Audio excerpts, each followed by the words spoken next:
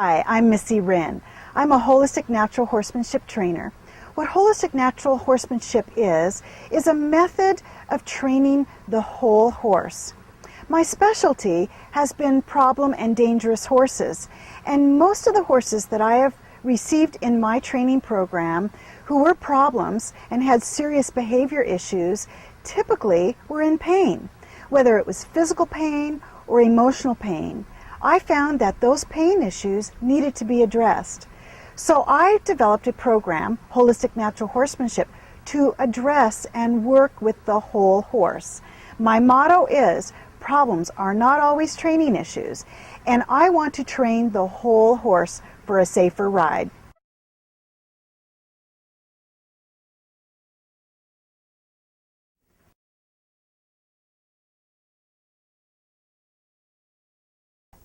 I have identified 4 core emotional concerns that we as humans share with horses. In identifying those core concerns will help you better understand your horse and balance your nature as a human with your horse's nature. Let's begin. I'm going to bring out Tilly, a Clydesdale paint. Come on, Tilly. Now Tilly comes to me as a 3-year-old horse, Clydesdale paint. As you can see, she's pretty big. She absolutely knows nothing. As you can see, she knows nothing. She gets into my space. She's wiggly. She's dangerous.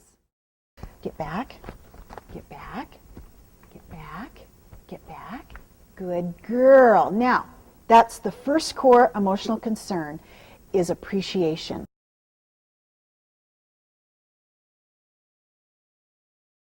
And when she got back and she did it right, I said, good girl. And she began to lick and chew.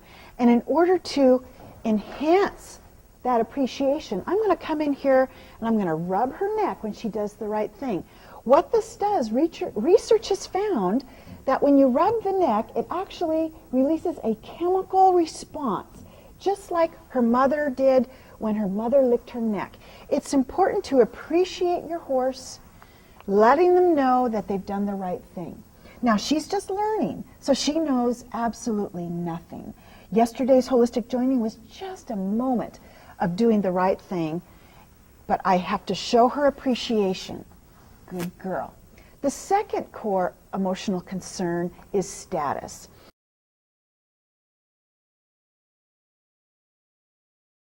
Status means our position in the herd. You as the human must be at all times the herd leader. Horses are prey animals. They think in terms of prey animal psychology. Get back. Get back. Good girl. Her position in the herd is follower, and she's the student. I am the herd leader and the teacher, but I must prove to her that I'm the herd leader. She is genetically required to have a herd leader. And this is a herd of 2, you and your horse. Me and Tilly, we are a herd of 2. She needs me to be the leader, or if I'm not, then she has to be the leader. And that is a point of stress and concern for horses. Horses would rather be in a position of comfort. They are looking for the leader. When your horse rubs on you and moves your feet, that isn't affection. That is disrespect. But that horse is disrespecting in a way that, are you the leader today? And if you're not, I'm going to move your feet. There's the key. He who moves the other's feet first is in control. So I must be the one that controls the movement of her feet in order to identify myself to her as the herd leader.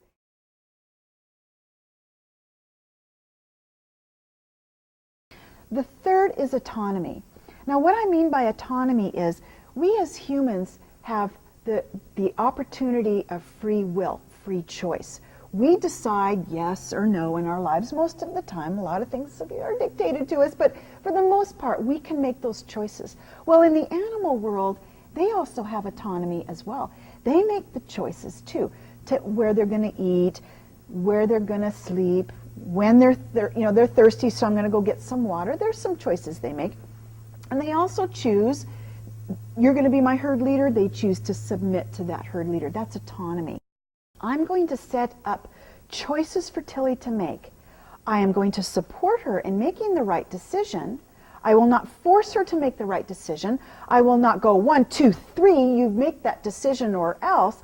I'm going to continue to support her, honoring her autonomy to make the right decision. I'll keep putting the question or what it is I want her to do in front of her and supporting her to make that decision. And when she makes that decision, my release of pressure is going to be crisp. And that is what we call pressure and release.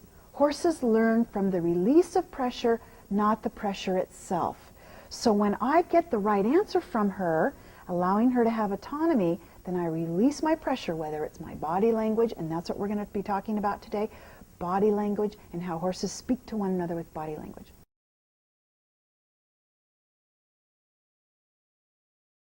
Now, the fourth core emotional concern is role. We all have a role. In our jobs at work, we have a role. In our homes, we have a role. Sometimes my role is bookkeeper. Sometimes my role is cook, laundress. The list goes on. But our roles keep changing. Today, my role is to be the teacher. I am teaching her what she needs to know in order to be in my herd of two.